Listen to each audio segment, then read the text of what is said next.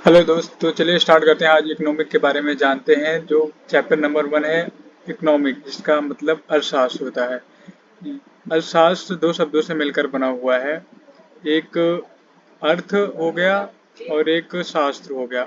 अर्थ का मतलब धन है और शास्त्र का मतलब अध्ययन है। तो यह ग्रंथ जो है चाणक्य द्वारा लिखा गया था, जिसका संबंध राजनीतिक पार्टी से था। स्टडी ऑफ मनी, धन का अध्ययन कहते हैं इसे, इकोनॉमिक को।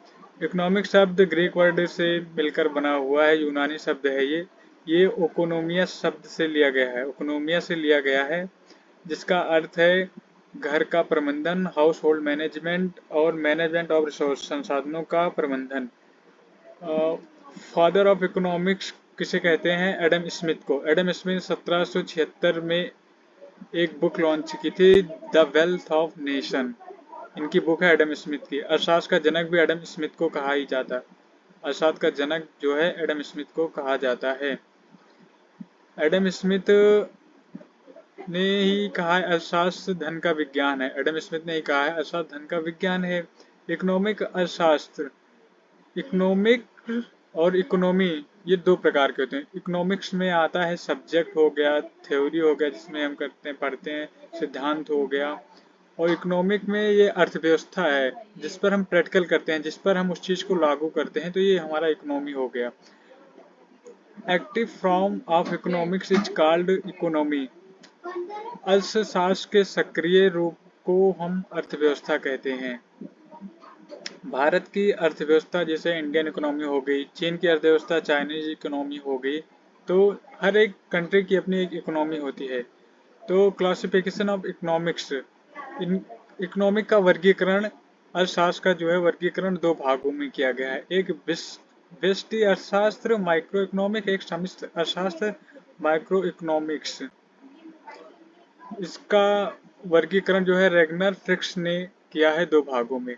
तो व्यष्टि अर्थशास्त्र में आ जाता है कोई छोटा छोटा इकोनॉमिक, छोटी जो है छोटा हो गया, स्टडी ऑफ इंडिविजुअल हो गया, व्यक्तिगत अध्ययन हो गया, व्यक्ति फर्म हो गया, आय हो गया, व्यय हो गया, उपभोग हो गया इत्यादि, ये व्यष्टि अर्थशास्त्र में आते हैं। वहीं पर देखें हम समष्टि अर्थशास्त्र में, तो इसमें बड़ा उद्योग हो गया, उसकी economy, study of whole economy हो गया, संपूर्ण अर्थव्यवस्था का अध्ययन हो गया, नेशनल इनकम हो गया, इन्फ्ला इन्फ्लेशन हो गया, बजट हो गया, अनएम्प्लॉयमेंट हो गए।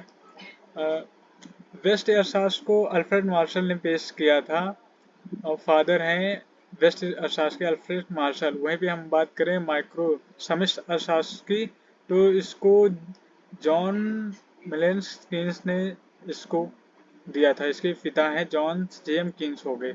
इनकी बुक का नाम है the journal theory of employment interest and money. इनकी पुस्तक का नाम है, जो कि बहुत बड़ी फेमस पुस्तक है। आय एवं रोजगार का सिद्धांत भी इन्होंने ही दिया था, the theory of employment and income, J M Keynes ने ही दिया था।